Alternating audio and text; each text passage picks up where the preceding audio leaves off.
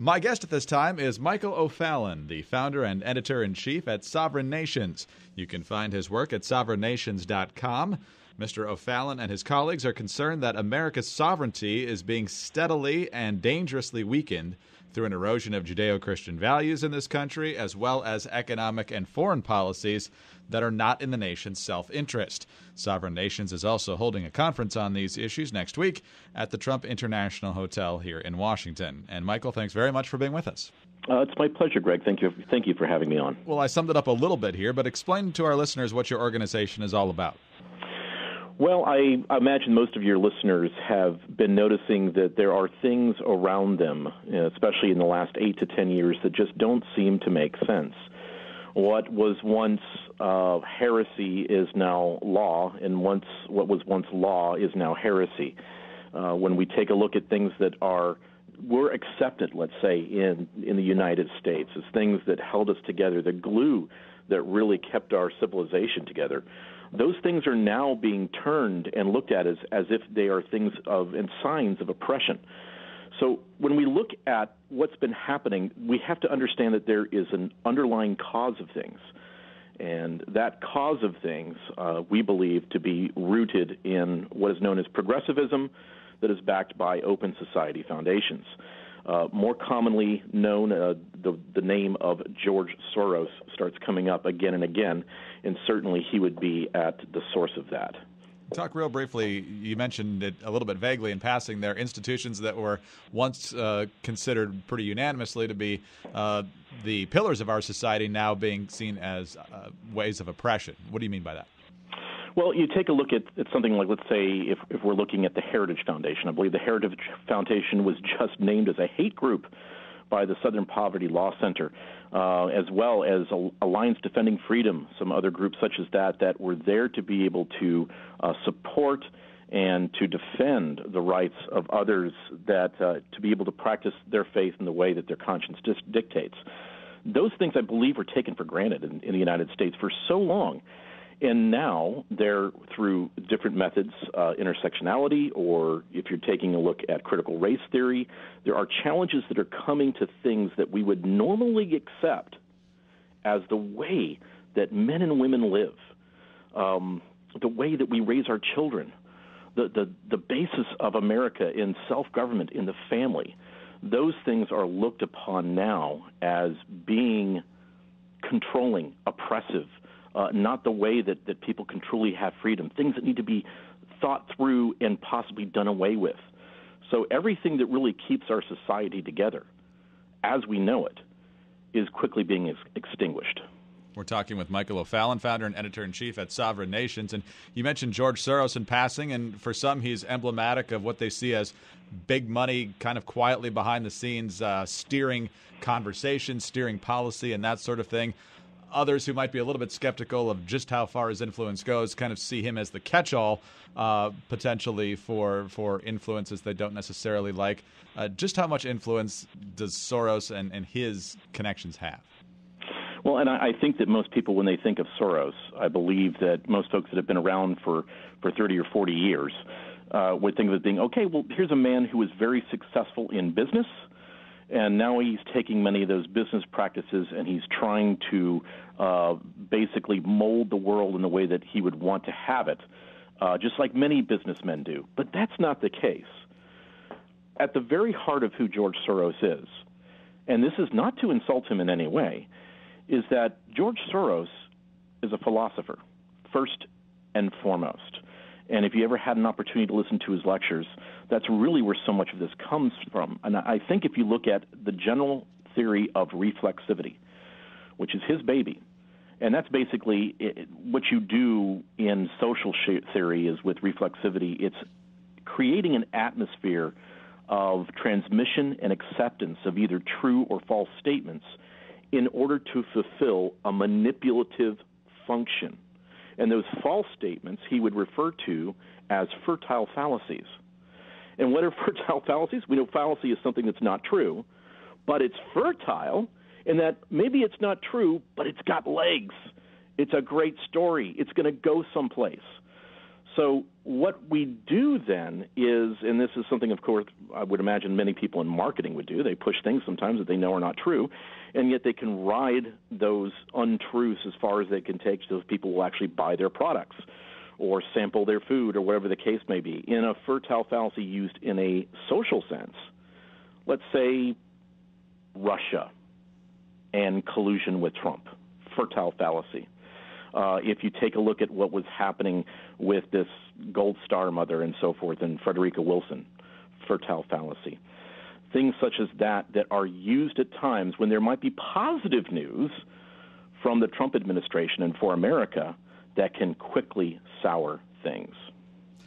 Michael, you mentioned in passing that in the past decade, well, not in passing, it was a big part of our conversation, that in the past decade, the things that used to be the pillars of our society have now been turned against us. And one of those things, I think you're probably arguing, is American exceptionalism. That was something that virtually every president talked about until President Obama said, well, sure, we see ourselves as exceptional, just like the Greeks think they're exceptional and the Turks think they're exceptional, and so forth. So when people see the term sovereignty, American sovereignty, they perhaps equate it with nationalism.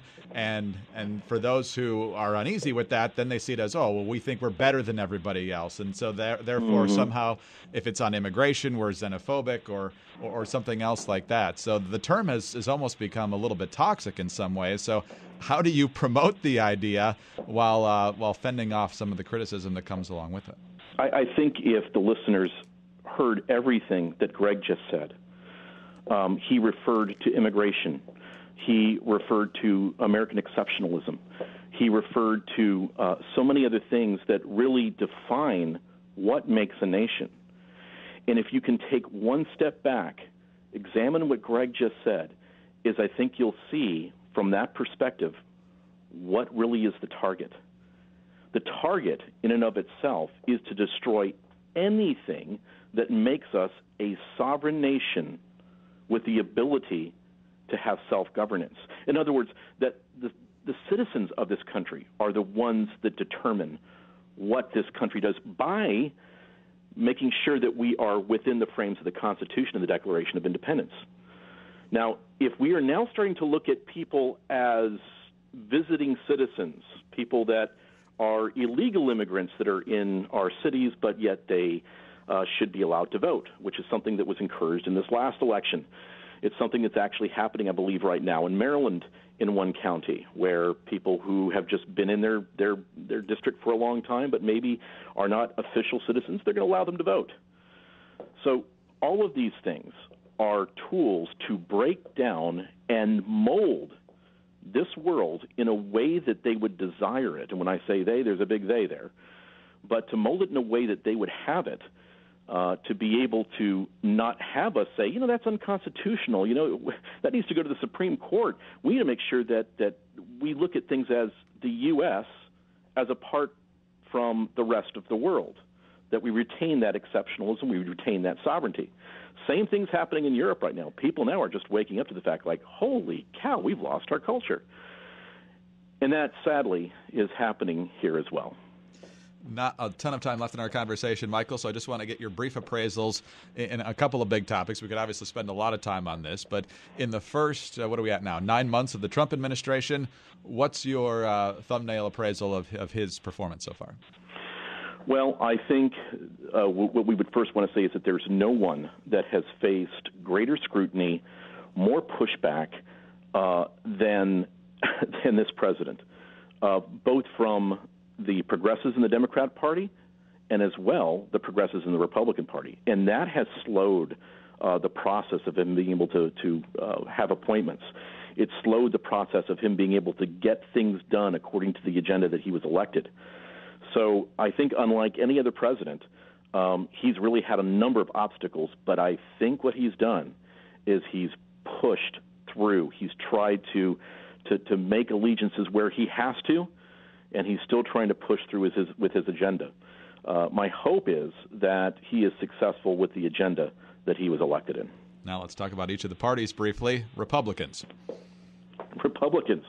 Wow, that's an empty barrel of a definition to throw things into, right?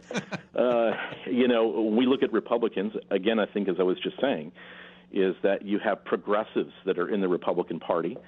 I don't think I need to name them because most of you would think of them right away. Folks that were involved in the Gang of Eight, folks that continuously either push back when they don't get things that they want, folks that are looking at America globally just like the Democrats. And then there are others that are constitutional, those that continue to fight for the things that this country was founded on. I think of men like Rand Paul. I think of men like Ted Cruz, good men, and some of which will be speaking at our conference as well. Congressman Bill Johnson, Congressman Tom Garrett, and others. Democrats, quickly. The thing is, I really think the Democrats need to call themselves something different because they just need to come straight out and say we are globalist progressives at this point. Because what people joined 30, 40, 50 years ago, the Democrat Party, it doesn't even resemble it at this point because they have become a party that is wanting to quickly take us out of our sovereignty and put us into a situation where we could have something that's very much like a global EU very soon. So from them, they are the party of eugenics. They are the party of attacking our sovereignty. They are the party that is always looking to obstruct. We're talking with Michael O'Fallon, the founder and editor-in-chief at Sovereign Nations. Last question, Michael, but it's kind of a big one. A, tell people a little bit more about the conference if they wish to get involved with that. And secondly, given the assault on so many different fronts here that you've talked about, culturally, economically, and in terms of foreign policy, what's your call to action? Well, first of all, our conference will be held at the Trump International Hotel in Washington, D.C. That's coming up just as quickly as next week, October the 30th through November 1st. Tickets start at $59. Folks, we're trying to make this as affordable as possible. That's almost as much as parking at the Trump International DC. So we really want to have folks come in. You're going to have speakers such as Ambassador Alan Keyes, myself, Kelly Monroe Kohlberg, again, the aforementioned Congressman, Dr. James White, and many others. Now, what I would say for folks is think back to what things Greg and I have just spoken about. Think about some of the things that he gave in a larger scope of really attacking American exceptionalism. And as well, think of that within the context not just of what's happening politically, socially, but also religiously. Because that attack is happening within the Christian church itself, too. And remember that there are always ideas behind things. And there are always consequences to ideas. So stand with us. I think always know that there is a reason behind everything that you see in the media. And that's not to be conspiratorial. That's just to understand what's going on. And then as well, stand up for our United States of America, our Constitution, and our Declaration. Michael, we'll call time there. Thanks very much for your time today. Thank you, Greg. Michael O'Fallon, founder and editor-in-chief at Sovereign Nations. You can find his work at sovereignnations.com. You can also get more information about their conference next week at that site. I'm Greg Columbus of Radio America reporting for WND.com.